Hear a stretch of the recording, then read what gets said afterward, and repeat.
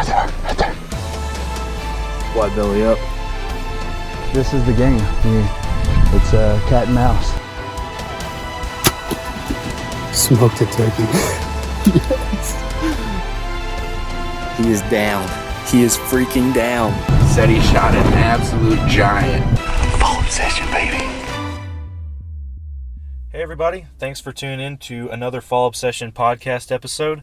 I am your guide today once again, Sam Thrash, and joining me again today is one of our own, Mr. Nick Powell. What's Nick, up, guys? thanks for joining us again today, buddy. Man, I'm always glad Always to be love getting to hang out with you. here. Yeah, it's always a good time. It's always a blast.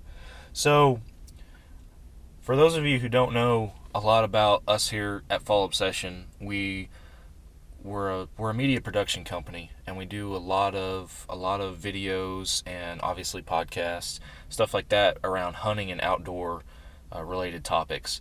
We're big into bow hunting. That's our bread and butter right there, but we dabble in a lot of other stuff. But with doing productions and stuff like that, a big thing that comes into play is filming, obviously, and filming your hunts. And that's kind of what we want to dive in and break down. Nick is our media production manager. I've been working on that side of things as well for several years now. So not to say that we're experts, but we feel like we have a good idea on what's going on. Or at least I do. You're over here shaking your head. We just have a little bit of experience, so yeah. Especially me, I'm way out of the expert range. But we do have a little bit of experience where we've dabbled into the filming of hunts and filming of different videos for different kinds of equipment and gear. Yeah. That sort of thing. We are not professionals. And that may be what you want to hear, that may not be what you want to hear, but we hope that it's what you want to hear, because we're average guys. Mm-hmm. You know, if you're a hunter and you're listening to this podcast, then we're just like you, man. We have the same struggles, and it's becoming more and more popular for guys to want to document their own hunts and put them on YouTube, whether you got your own little channel going or whether you're just doing it for your own records and your own enjoyment. You know, that's perfectly fine too, but there's more and more people that are doing that. Where technology is today, the social media platforms, whether it be Facebook, Instagram, YouTube, Twitter, whatever, they have become such a huge part of everybody's lives in today's society that it's becoming, like you said, more and more popular. A lot more people are interested in doing that kind of thing. So, especially everyday guys like us, we're going to try and give you a couple of pointers in filming yourself, filming with a cameraman, that sort of thing. Yeah, that's and everything that we've learned. We have not been to classes. We have not been properly or professionally schooled on this stuff. This is stuff that we have learned off of pure trial and error. Mm-hmm. Like it is not something that we have picked up from other professionals. We're like we said, we're just like y'all. We're nothing special. So I'll quit blabbering about that and dive in, though. We can talk about it. And we recently had a podcast episode about I think a good place to start. We recently had a podcast episode about our San Angelo hunt that we did back in December, which if you guys have not listened to that episode yet, please go back and do so, because it's a blast, and I feel like it was pretty well conveyed, the enjoyment that we had out there during that episode. So please go back and listen to that. But while we were out there, almost everybody had a camera. And almost everybody was videoing. Mm-hmm. And so there was a lot of filming going on, some with a cameraman, some without a cameraman. And it really, really brought into perspective the advantages and disadvantages to both. And also kind of, it always brings home, when you're doing this at the scale that we've now found ourselves at, you always think in the back of your mind whenever you're out there how nice it would be just to be able to go back and not have a camera with you and just be able to wander around and hunt. Yeah. But so we went out there. I know you and I filmed with each other a couple of times, and guys, again, to break it down for you guys to a level that not only is just hunter to hunter, but also when we're talking about equipment, stuff that you guys can use. Half of us out there, we were filming with our cell phones. Now, granted, we do have nicer phones. I mean, Nick and I are both carrying the iPhone XRs with us, but these phones, the video quality when you're not really having to use Zoom, the video quality is so good that it does almost anything that a regular camera can do. Absolutely. It's just as clear, just as good a quality video. The only times that I don't like videoing with an iPhone is lower light situations. Mm-hmm. There's cameras with lenses that can really give you an advantage there over Absolutely. the phone. And then the other one is when you're actually having to zoom in. Like we were in San Angelo bow hunting, where your longest shot is 30 yards. That's really not a problem. You may zoom in a little bit, but nothing's going to be to the point where, you know, it's so fuzzy and grainy that it doesn't look good. Yes. You know, whereas you look at the flip side, and for example, Chester and I last year up in Montana, antelope hunting, that was a different ball game. We had to be a lot more careful. We carried an actual video camera with us, and then we carried a phone that was ready to go for video as well.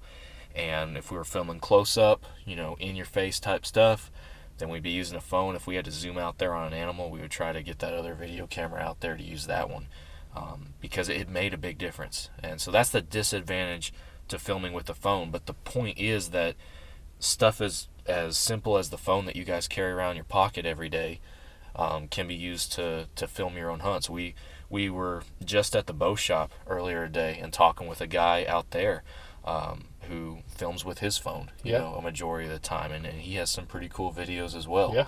So got a TV show. Yeah. Everything. A lot of guys are doing it, and it's a quick and easy way to be able to get into, whether you're filming with somebody or by yourself. It's a great way to be able to capture that footage.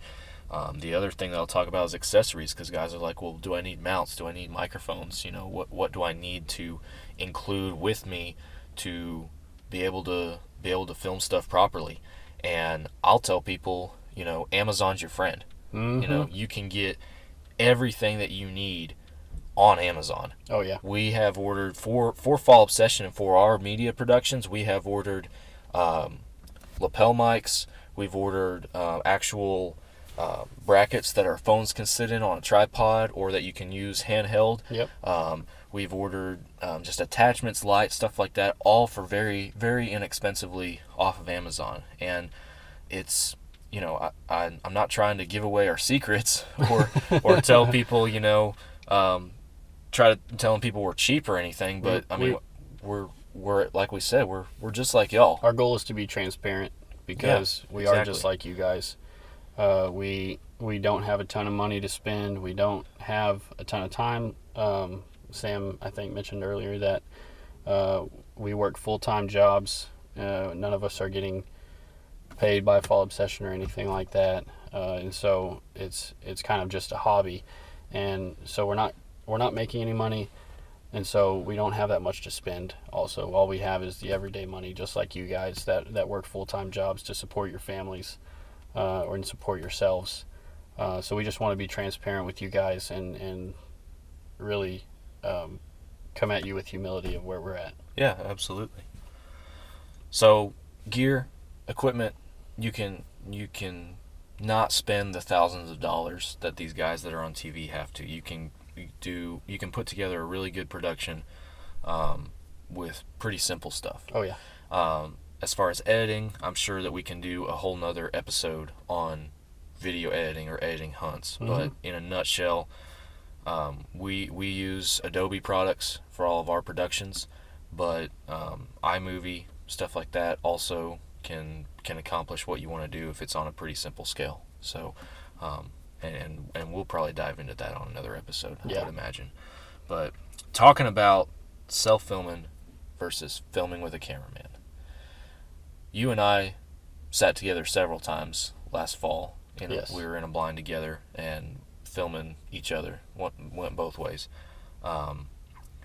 One thing that we really tried to do, and I think really turned out good when we started editing videos, was having a camera on the hunter and having a camera out the window. Yes. 2 different cameras definitely helped a lot. Definitely increased the amount of angles, so we could give our viewers the full picture of what was going on in real time. We didn't have to go back and refilm drawing your bow back, or trying to get the timing of that shot, or what else. You didn't have to go back and forth from the animal to the hunter to back to the animal.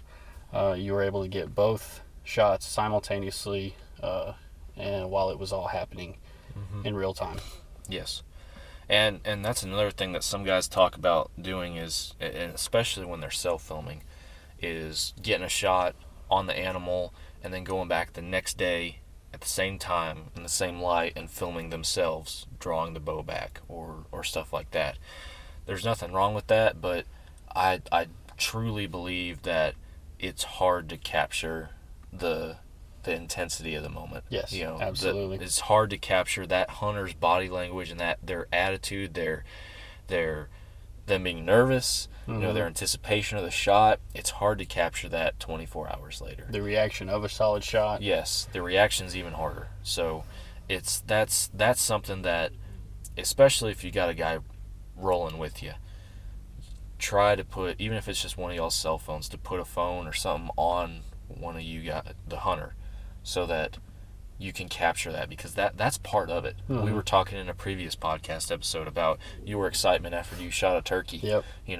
You would never been able to duplicate that. No, definitely not. That was something that we captured in the moment as it happened, real time, and because of that, it made for a dang good hunt. You want it to be completely candid. Yeah, and absolutely. we were able to capture that. So that was awesome. The challenges with self-filming, I feel like it's really difficult. It's another thing to think about, to have to plan for. It's more gear that you got to haul out there by yourself, and especially if you're a public land hunter, you're going out there, you're bringing a hang-on or even a saddle with you to hunt. It's one extra thing. There's some guys that do it, and man, kudos to you. I know I've done it. It's hard, and it sucks. But once you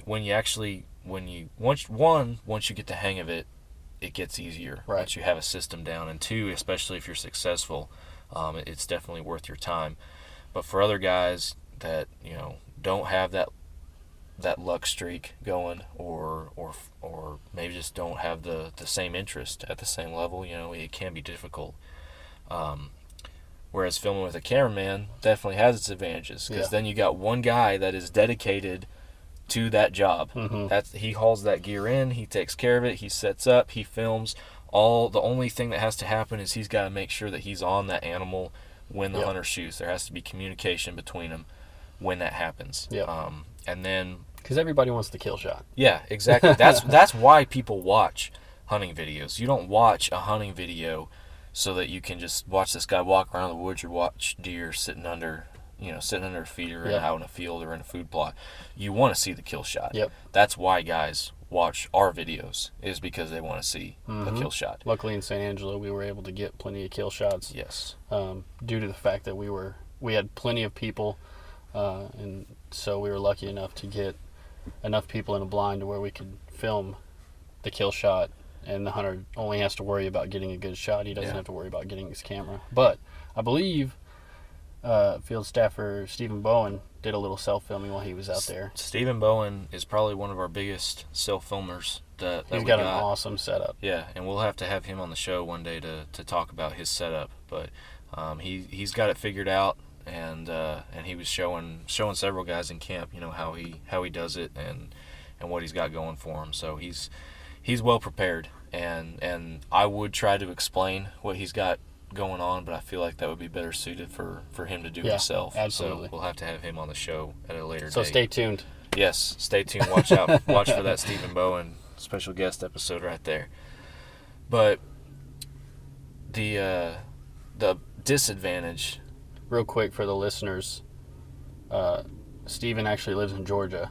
Yes. So for him to come and do a podcast would be a treat. Yes, it would be a treat, or we might just have to have him call in or something. That might, yeah. So, just work around. Dial 1-800. 1-800 follow-up session. Just kidding. That's not an actual No, please do not call that number. There's disadvantages to having a cameraman, and that was what I was going to touch on real quick. And a big part of it is that it's a whole nother person. Yes. Like, so what's one thing when you're sitting in a stand and you can conceal yourself pretty easily. But like last year, when Chester and I were up in Montana hunting with Drew, yes, up there, We had Drew, who was kind of thankfully functioning as our guide up there. We had either Chester or myself that was hunting, and then the other guy would be filming. So that's 3 people instead of 2. 2 people is already more obvious than one. So you're dragging around this just long train of people that are weaving their way around the countryside. You have twice the noise. You have twice the scent trail. You have twice the body mass. Yes. And so, hot tip real quick is one that I heard on a different podcast. Hey, don't be stealing other people's stuff. We're all original here, man. Hey, they shared the hot tip with us. We could share it with other people. But credit goes to the Meteor podcast.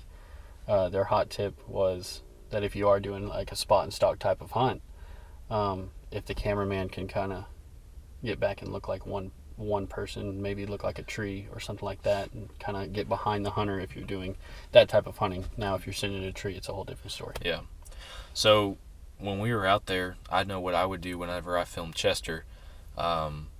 He and Drew would be up there. We used a fan decoy a lot of the times, and so they'd be up there, they'd be moving around, trying to stalk. Can you explain to the listeners what a fan decoy is? Sure. A fan decoy it's basically a 2D antelope or pronghorn, or they make them in mule deer and elk as well, but it's basically a 2D decoy. It's like a picture of a pronghorn antelope. Yes, on so it's like piece this of cardboard or something. Yeah, it's like this little canvas that you hold up, and it's supported with support rods, and you have handles on the backside, but printed on it is the image of an antelope. So the idea is to be able to stalk up and use this fan decoy, is what it's called, to pretend that you're an antelope. Right. And that way you can get closer, and mainly use it when you're bow hunting like we were, spot and stalk, get it closer to where you can actually get a shot. Chester had more success with it than I did, and that's just how the cards fell. But he would try to stay as close up on Drew as he could, so they would always be together, and I would either be right there with him, or depending on if they were going up a hill, or just depending on the lay of the land, the circumstance, really, I might hang back a little bit. There were several instances where they were creeping up on this hill, and they were really trying to make their, like you say, their footprint as small as possible with these antelope on the other side of the hill. And it sucks being the camera guy, because I want to be up on that hill so I can film the antelope and them. Right. But they are telling me to stay back, and I have to trust their judgment on that, because they can see the antelope and I can't. Mm-hmm. And they're telling me to stay back, because if I move up, I'm going to blow it. Yep. So that's a disadvantage to having a cameraman, is it's an extra guy, and while you are responsible for getting everything on film, you are also kind of at the mercy of that hunter and the decisions that he makes during that hunt. So that's another thing that you have to factor in. Self-filming with spot and stock, I feel like can be pretty difficult. Self-filming, in my opinion, is really something that really best suits when you're in a stand situation. Yeah. It's not something that's going to be very easy to do when you're on the move and looking at a quick shot, and like I said, it's another thing that you're going to have to set up. 2 years ago, when I was in Montana by myself, there were several hunts where I was filming by myself, spot and stock, and it sucked. It was hard. And thankfully, I was very lucky to get the amount of footage that I did get, and ultimately got a stud antelope on the ground, and most of that hunt on video. So self-filming can be a challenge when you're on the move, for sure. The last thing that I want to touch on is after the shot, filming your recovery, because I think, especially when you're self-filming, that's one of the most forgotten things, I feel like, just from seeing stuff that comes in that's sent into us from other people that we're asked to edit or publish, or seeing other people's productions. The recovery is a very overlooked thing, surprisingly, for amateur videographers in the hunting industry. I think it's just mainly, especially with self-filming, you get into that, you get excited, you're all pumped up, you just killed an animal, it's really easy to and forget. You just run out there and want to go get them, and you forget about it. Eventually you remember to turn the camera back on, but that's eventually, So I think that's a very overlooked part, so that's one thing that I would encourage everybody to do because it makes that production so much more better, is take the time, take the few extra minutes to get set up and film that recovery. And I know what I did when I killed my antelope, because I self-filmed that hunt. And it was footage. It wasn't the best footage because it was self-filmed, but it was footage. And I wanted a good recovery because of that. So I waited. I could see my antelope laying in this bottom, 100 yards from me, and I could just run down there and get him. He's not I going remember anywhere. watching it. But I stood up on that hill and I waited for 45 minutes for Drew to get out there so that he could video me recovering that goat. Yeah. Because I mean that's the game we play. And if you're just doing it for your own enjoyment or even your own little channel, you know, that might not be as high on your priority list, and there's nothing wrong with that. But for us, at least, I feel like it's really important to get get a good recovery on camera, because the kill shot is good, but like we just talked about a few minutes ago, the reaction is a big part of it as well. And if you are just doing it for your own enjoyment, for your own memories, the memories of that recovery is going to be just as fun for you to have later on when you're rewatching all this video. You don't just want the kill shot and then a grip and grin picture. You want the kill shot and then the recovery and the whole process, because that's just going to be, you're just going to be able to withdraw that so much better, and you're just going to have that much more enjoyment when you do. Absolutely. Well, buddy, thanks for sitting down with me and hanging out again for another podcast. It's been fun. Guys, if this is your first podcast that you're listening to, I encourage you to check out all the other ones that we have from Fall Obsession Podcast. And be sure that you go onto our website, fallobsession.com. Check us out. We have a ton of great info on that, on a bunch of stuff hunting and outdoor related. Like I said, bow hunting's our bread and butter, and there's also a lot of gear reviews. Yes. A lot of different articles on different tips. There's a few recipes on there, I think, a lot of for recipes your wild on there. game. Yeah. For you. A lot of people don't think of that, kitchen but connoisseurs. and this is not on topic at all, but if you guys really are looking for some good wild game recipes, whether it be venison, upland game, or anything of that sorts, go to our website, because our guys have put on some pretty stinking good recipes up there. So you don't think of that as Fall Obsession, but Fall Obsession's got some good recipes, so be sure you check us out for that. And as always, like our Facebook, Instagram pages, and subscribe to our YouTube channel. And subscribe to this podcast. And go get you some merch. Yeah, we got some cool merch. Absolutely. More to come as well. Absolutely. A lot of big things coming from Fall Obsession here in the next few months, so you guys don't want to miss it. We do some cool giveaways and stuff as well. So thanks for tuning in and listening, and we'll catch you guys on the next one. See you later.